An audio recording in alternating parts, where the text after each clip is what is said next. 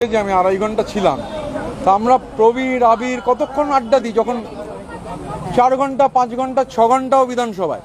তো স্বাভাবিকভাবে আমি অন্য কোনো কর্মসূচি না থাকলে বিধানসভায় আসি। আজকে বিধানসভায় এসেছিলাম, আমার ব্যক্তিগত কিছু কাজও ছিল, সেই কাজগুলো করেছি।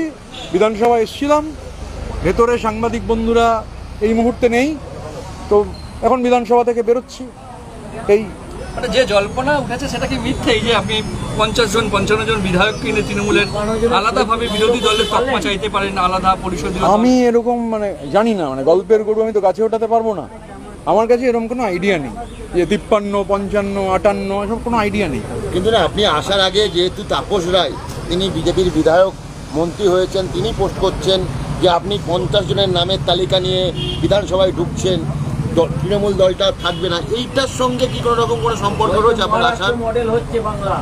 আচ্ছা, আসলে তাপসদা তিনি এই বিধানসভার এর আগে ডেপুটি স্পিকারও ছিলেন, হ্যাঁ ডেপুটি চিফ হুইপ ছিলেন, মন্ত্রী ছিলেন, এখন রাজ্যের গুরুত্বপূর্ণ মন্ত্রী। আমি ঘটনাচক্রে দেখার সুযোগ পাইনি তাপসদা কি পোস্ট করেছেন। তো তাপসদা সম্মানীয় মানুষ, তিনি যেটা পোস্ট করেছেন তিনি বলতে পারবেন। আমার কাছে এই ধরনের কোনো ইনফরমেশন নেই। আপনারা দেখছেন এই বেলা বাংলা, শিরোনামে সবার আগে।